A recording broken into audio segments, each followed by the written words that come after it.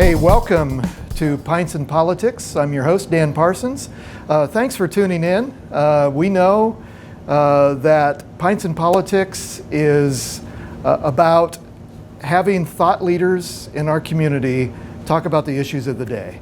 And we do that, thankfully, in a way that is hopefully palatable to not only our guests, but to those of you tuning in. We do it in a sense of community with enjoying a craft beer.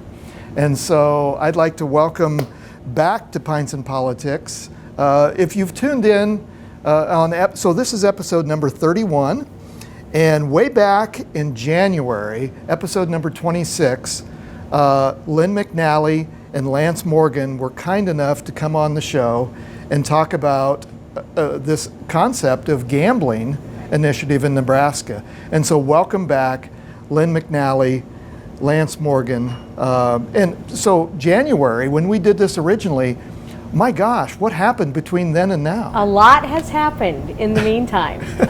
We were actually on a pause back then because we had been collecting signatures all summer, and because it got cold and it was wintertime, we took a break and we were going to come back strong in March. That's right.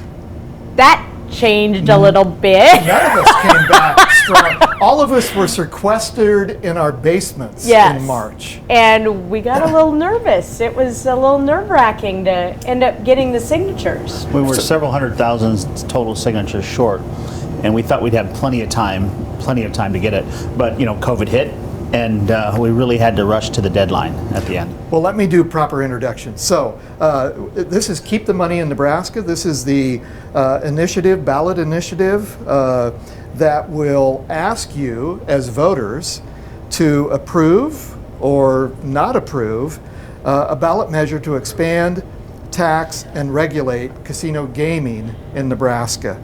And let me formally introduce Lynn McNally. Lynn is Executive Vice President of the Nebraska Horsemen's Benevolent Protective Association. Yes. Lynn, how about that? If nothing else, I get kudos for getting the title. Absolutely you do, because most people shorten it to the Horsemen. Yes. Because they can't remember the whole long name. Yes. And I am also the chief cat herder of the campaign. Yes, you are. And so thanks, Lynn, for agreeing to Thanks for having us back. Yeah. We're really happy to be back. Yeah, and Lance Morgan. Lance, of course, is the President and Chief Executive Officer of Ho-Chunk, the Economic Development Corporation of the Winnebago Tribe of Nebraska. Yeah, we're glad to be here. Yeah, thank you, Lance, for being here. And before we go any further, let's talk about the only way that we should discuss politics this day and age, and that is over a decent craft beer. And these are more than decent. So we've chosen a couple of craft beers. I've chosen, I hope it's okay, an Oktoberfest. I've already started, trust me, it's fun. Yeah, an Oktoberfest from our friends at Kincaidor, located in Broken Bow, Nebraska. Hopefully you've got lots of great support over in Broken Bow. Yes, yes. And so this is their Oktoberfest, so I am going to pour myself the Oktoberfest, and Lynn is enjoying. Yeah, you picked a different one for me. Which one is this one? This is a zip line from here in Lincoln, Nebraska, and this is their, oh my gosh, now I left the bottle in the other room. But you said it was low carb. It's a low carb. It's their local. Okay. It's a low carb, low calorie beer poured just for you. Thank you. I appreciate it. And we will put the notes. Thank you, Kim. The Zipline local time. And this only has, Lynn, 100 calories, 4 grams of carbs. So you can drink this all day. It's very good. All day, yeah. My boss might have something to say about that. With your cereal. Yeah. So welcome back to Pints and Politics. Cheers. Thank you so much. Oh. That's pretty good. And so one of the things that Lynn told me that from our first podcast back in January, that she forgot to drink after we toasted. My boss, Bob, pointed out to me that I committed a faux pas. I did not drink after we toasted because I very rarely drink. And so he said, if you're coming back on the podcast, you better drink or you're going to embarrass me. I thought it because it was probation and this is being live broadcast. No. No wanna say. probation. No, none at all. Okay, so we've got introductions and beer out of the way. So let's talk about this ballot initiative because things are heating up. Right. A lot of people have already voted. I've voted already. A lot of our viewers and listeners are considering if they're going to support this gaming initiative. And so, Lynn, maybe give us an overview of where we're at. Well, we took a little bit of a side detour. We were not expecting that. We got, among the 3 initiatives, we got 475,000 signatures. So we were pretty happy. Turned in our signatures. We were way above the threshold required. Because it was only, It was I wanna say- 123,000. I don't even remember yeah, now. so you It's been so tripled, long more than ago. tripled that. Right. But the problem was we had more than enough. As a matter of fact, it's state statute that when they get to 110% of the threshold, they now can stop counting. They stopped counting on all 3. So we felt very comfortable. People might not be aware, but the process is every single county gets the signatures. Right. They report back their initial count. Then after that, the Secretary of State asks them to send a certification of that number. It can be either written form or via email. So they did one or the other. There were 2 counties left. When the 2 counties were left, that's when they got 2 complaints against our petitions within minutes of each other. Yeah, not a coincidence. Not a coincidence. No. So at that point, we waited for a week and a half, almost 2 weeks. It was a very lengthy amount of time. And the Secretary of State said that we did not meet the single subject rule and he was throwing us off the ballot. Right. Yeah, it struck me as politically motivated. I mean, I think you can make a legal argument one way or the other, and in the end, the court ruled in our behalf, but or in our favor. But it struck me as that was done in a calculated way at a calculated time, and it was calculated how long it took to hurt our chances of actually getting a resolution. And the single subject rule, this isn't the first time that a ballot initiative has It's probably been the most threatened. heavily litigated issue when Right. you submit a petition, I think. I mean, Yeah. I can't think of anything else that comes up as Well, an issue. I think our language was like 12 words. I mean, it was Yeah, it was.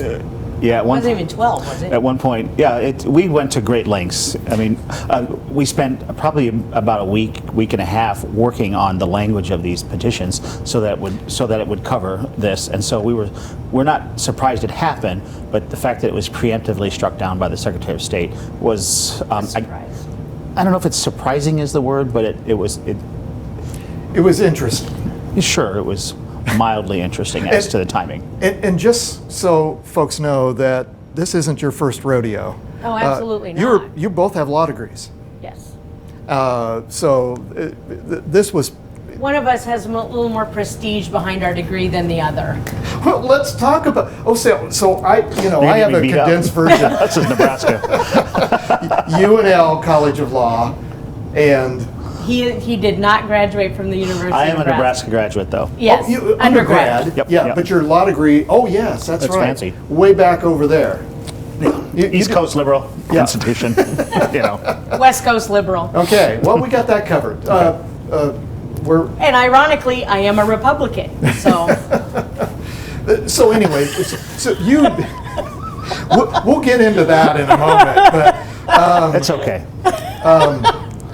well, there may be other people in the room that are registered that way too. We do have some guests. We have an audience tonight, but we won't go around the room and introduce you. We make you introduce yourself. So, but we are socially distanced. Anyway, we're COVID good. So yeah, you didn't go into this willy-nilly. You knew exactly what you're doing and planned accordingly. Ho Chunk and the Horsemen have been partnered on this single issue for 5 years. I have actually personally worked on this issue for 20. Yeah. So we have some experience with this particular issue. Yeah, Ho Chunks, is owned by the Winnebago tribe in Nebraska. And I was asked this question on a radio show in Sioux City, and they said, "You tried this before?" I said, "Yes, we're like the little engine that could," and that's engine with an E, not an I, just to clarify. Well, and so, okay, so catch it. So the Secretary of State Throws us off the ballot. said you're not going to be on the ballot, and then what happened? At that Well, point, it hurt my feelings. it did hurt your feelings were hurt. feelings. Yes, that's correct. And he literally said, "That hurts my feelings." Yeah. But then we had we hired another lawyer. There weren't enough lawyers in Yeah, the we room at needed that more. point. We hired a whole law firm, and they spent a lot of time on it and effort. Yes. And we had actually been prepared for this well in advance, and we went to the Nebraska Supreme Court in short order, argued it, and then they ruled in our behalf 4-3. So it was a close thing. But our system is really weird because they require you to put up a large amount of money, get all the signatures, spend all this time, and then someone gets a free bite at the apple. A citizen writes a letter that seems politically calculated, and then somebody can just choose to take all those signatures, the 475,000 signatures we got from Nebraska citizens, and then just throw them out. And here's what's, I think, confusing to a lot of people, everybody. Yours wasn't the only initiative that was potentially on the ballot. Yeah.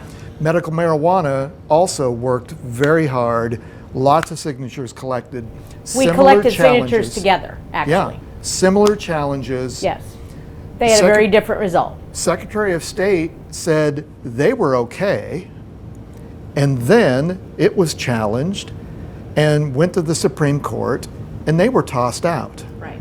Do you want to talk about that at all? Well, it's really a shame because we didn't have a lot of legal history to go on. Our attorney was the attorney who successfully argued the Medicaid expansion petition item that allowed Medicaid expansion to be on the ballot.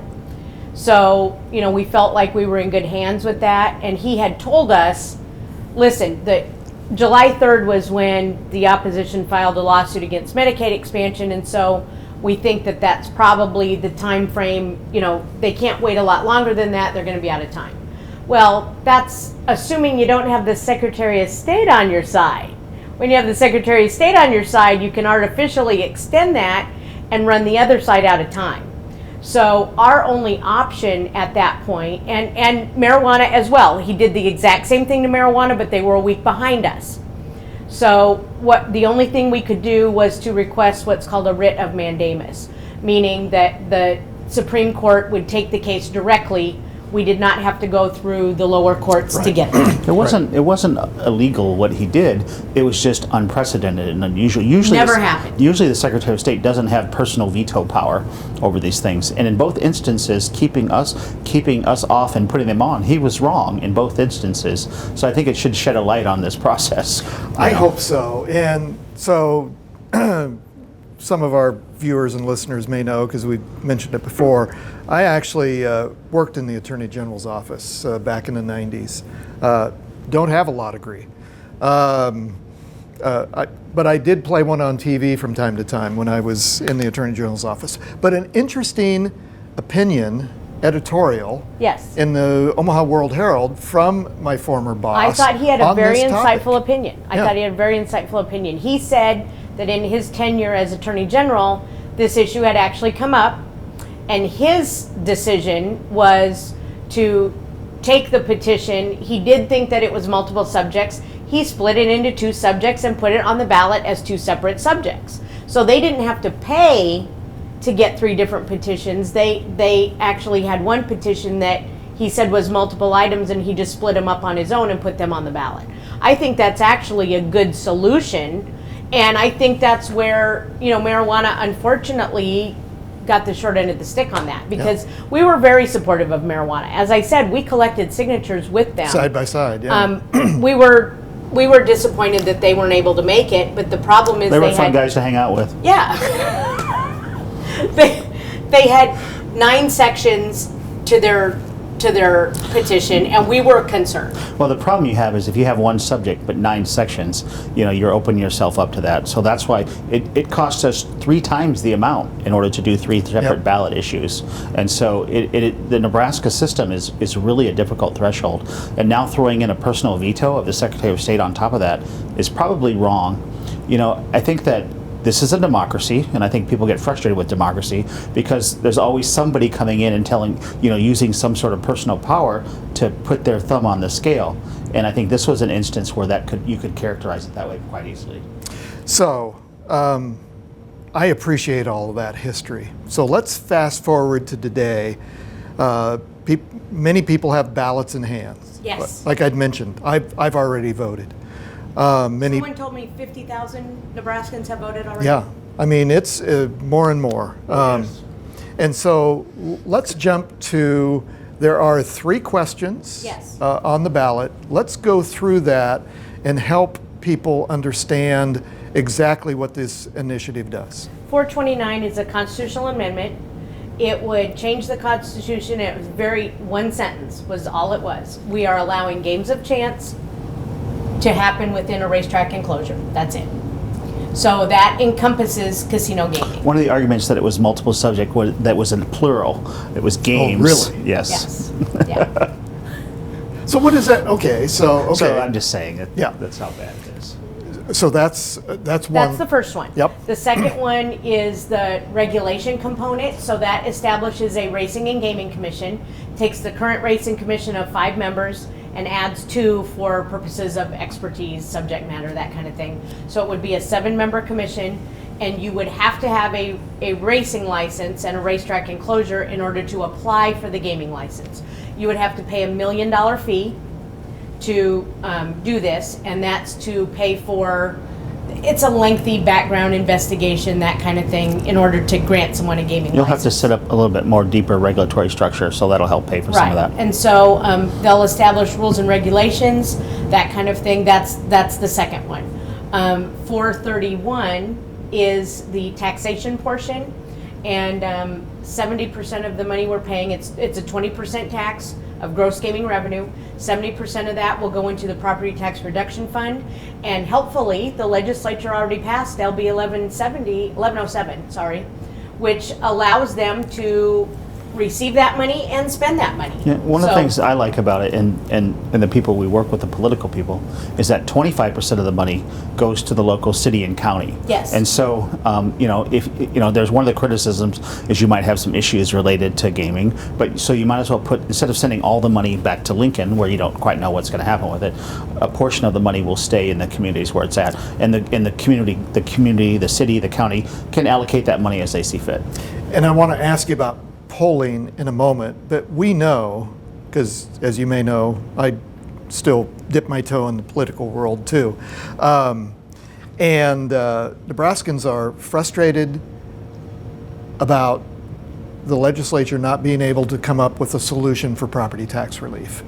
And I don't blame them. Many people have suggested that the so-called grand compromise that the legislature passed at the end of the COVID session Didn't do much. it didn't do much. In fact, maybe even went the other direction in some Right. people's mind. Right. And so, It was like a husband and wife arguing and agreeing just to go to bed. We'll settle it tomorrow. yeah, exactly, Lance. And so, and again, I'll ask you about polling in a moment, but obviously for the average Nebraskan out there, property tax continues to pull very, very high. The number one issue in Nebraska of people on people's minds. And so this solves, or at least brings it creates more money. You can't just you can't just move stuff around. Like, everything's getting more expensive. The schools, to run the government, everything is, and you have to have an additional revenue source. And we're just not growing fast enough to offset that. And so you need some other source, and there's one. This is obvious, it's easy, somebody else is taking it from us. So the opposite, our name of our group is Keep the Money in Nebraska. The opposite is what? Yeah. keep the money, in Iowa. So it's absolutely silly that we don't take advantage of something so obvious that also creates economic activity. Because let's do the statistics for our viewers and listeners. There are millions of dollars bleeding from Nebraska because $400 million. $400 million A year. annually is leaving this state because people are leaving the state to go gamble. Since casinos opened in Iowa, Nebraskans have spent $8.8 billion there. Just in the Council Bluffs casinos. This doesn't count, like there's another one in Sioux City. But we hired a guy to do an economic study, and he said this is the simplest study he's ever done. It was like shooting fish in the barrel, because Iowa publishes all this data, and almost 8.9 billion has gone from pretty much from Omaha to Council Bluffs. Say that again, Lance. That's really significant. Since the casinos have opened in Council Bluffs, 8.8 billion has gone from Nebraska. Billion with a B. Yep, Yes. into Iowa. And it's just a staggering number, and so you can't say that there's no gambling here. I have a place in Omaha. I look out my window, I can see two of them. Yeah. From downtown, and so it's not hard to get to. All the benefits are going to somewhere else. So let's talk about some of the opposition's arguments of why people should not approve this measure. Certainly your opposition, it's significant. We've got former football coaches, we have governors, we have former governors who have suggested that this will take a personal toll on the people. You're preying on Nebraska's most vulnerable population. And so how do you answer? If you believe that, the personal toll has already been taken. Right, because those people are already participating They're in this already, activity. 70% of Nebraskans live within 60 miles of a slot machine. 70% of Live Nebraskans live within 60 miles of a slot machine. We are surrounded on all sides. There is no state that borders Nebraska that does not have casino gaming. Not one. So if you believe that, and I'm not saying I do, but if you believe that, those social costs are already here. We're already paying for them. Those other states are not. And we don't have any mechanism to help those people. Our tax proposal puts some money into anti-gaming. I think that social costs can be real. I think we should, and some people are going to vote against it because of it. And I guess you can't do anything but respect it. That's the democratic form we're in, right? But I think that common sense, Nebraska common sense, says, hey, who are we kidding? It's here. Why don't we have the jobs? Why don't we have the tax money? Why don't we have the economic activity in our own communities? And if you don't want to go, don't go. We don't want anybody to suffer any social ills because of it, but it's a viable entertainment choice in a modern society. Right, that's exactly right. And so what are some of the other arguments? So there's been some negative ads out there already. I mean, your opposition is going to, they have some money to spend. I think one of the things that's been happening is Ho Chunk Inc., the company I run, is owned by the Winnebago Tribe of Nebraska. And in 1990s, when I was a young lawyer, when I could fit the Hard Rock T-shirt that I had. Did we do the Hard Rock? No, we didn't do that on the air. It's an internal joke. Oh, okay. I was saying it's been so long. It was only a size large is what the joke was. But anyway, it had been a long time ago, and we went to Nebraska and tried to do a compact. You have to get an agreement with the state, and they just ignored us. And then there was a Supreme Court case that said they didn't have to negotiate with us. And so that was in 1992, and we really haven't talked since. And so there's been no effort on our part to do any sort of gaming in Nebraska. We just gave up on it. The tribes have small facilities in northeast Nebraska that are like, kind of like small town type operations. And but what's happened is, in this advertising, is that somehow this has been a secret plan of ours, even though we've totally forgotten about doing it because no one will talk to us at the state. Somehow our real plan is to somehow build Indian casinos, and I just heard a radio ad that at every school and church in every county in Nebraska.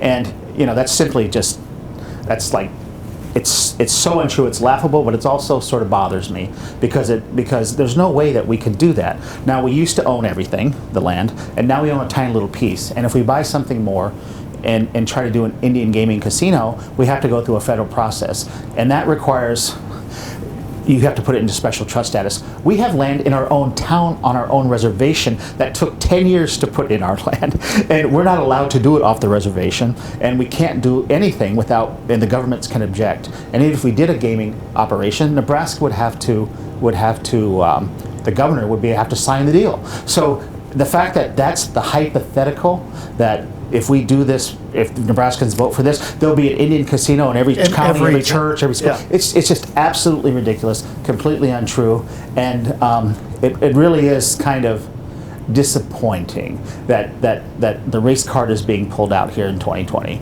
You know, I was joking earlier that no one's been afraid of the Indians since 1870s. I feel like we're making a comeback, you know, and it really is. It's almost hard to believe that this is the ad campaign that's going on.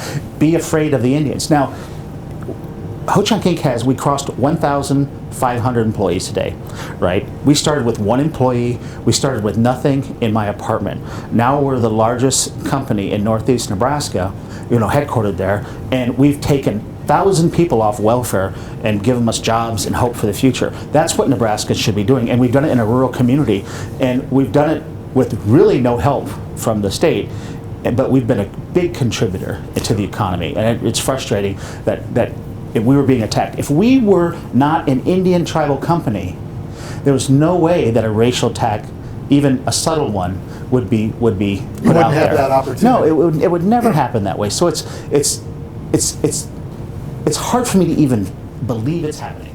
Well, and for our listeners and viewers, if you want to tune in to episode number 27, Lance and I did a one-on-one sit-down for episode number 27, and we talked about the amazing work that you have done through the years with Ho-Chunk and with the Winnebago tribe, and it's an incredible story. I encourage you to go back and watch episode number 27, and the work that you've done through the years, it's amazing. I'm curious. I want to add something. Yeah. I'm curious what political leader attacks his own citizens, his poorest citizens, who have by their own bootstraps, with their own money, their own moxie, build up their own economy, build their own town, create their own jobs.